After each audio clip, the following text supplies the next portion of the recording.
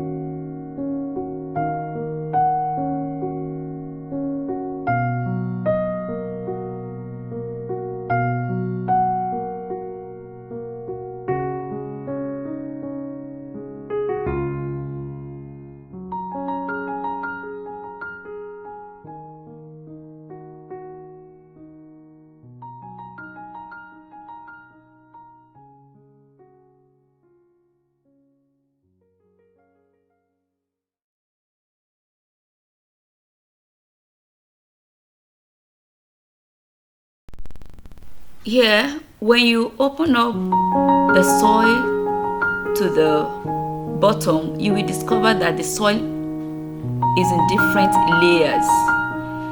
And the first layer, that is on the topmost part of the soil, they are the organic layer. Here we have humus, we have nutrients for plants to grow, and animals to also feed on. Followed by this organic layer is the topsoil, which has a lot of nutrients for plants to grow also, and then is followed by subsoil. When you dig down, you meet with the parent material, and lastly at the bottom is what is called the bedrock.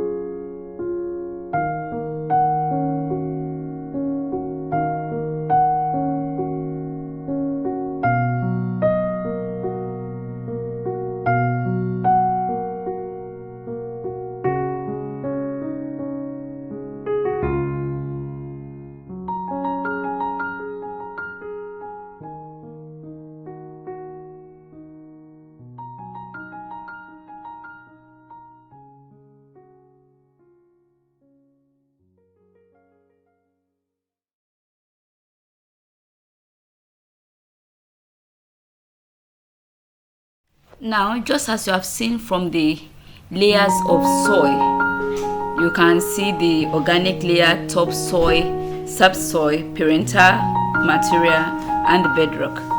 But the three main layers that we're going to really concern ourselves with are the topsoil, the subsoil, and the bedrock.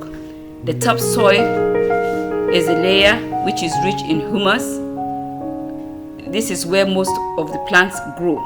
And then the subsoil, there are less humus in those areas, but still has some minerals there. Then we have the bedrock, the solid rock part beneath the soil.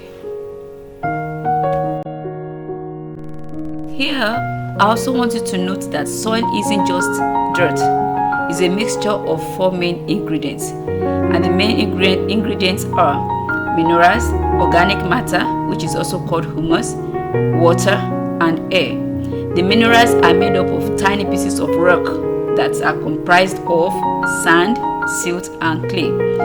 The humus are the remains of decomposed dead plants and animals. This humus makes the soil to be rich for plants growth, and they are usually dark because of the decomposition. Water is also there, and we will know that plants need this to grow. Air that is there is also for plants' roots and soil creatures for their breathing. Now we are coming to types of soil, which most of you must have been seeing all around your environment. See the picture? We have the clay, the loamy, the sandy soil, and the silt. Still on the types of soil.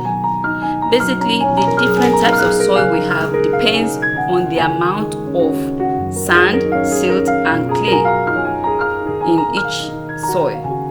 Now for the sandy soil is usually gritty, large particles, and they drain water quickly because of their texture. The clay soil is sticky when wet. There are small particles like powdery foam and holds a lot of water. The loamy soil is the best for plants. It's a mixture of sand, silt, and clay. Now we'll be looking at the characteristics of the various types of soil we have. In this slide, we have the sandy soil and the clay soil.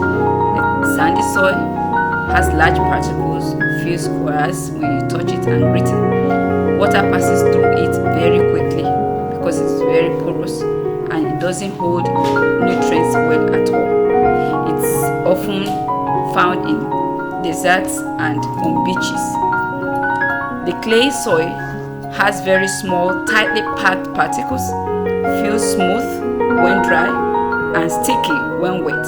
It holds a lot of water but can get waterlogged too, which is bad for some plants.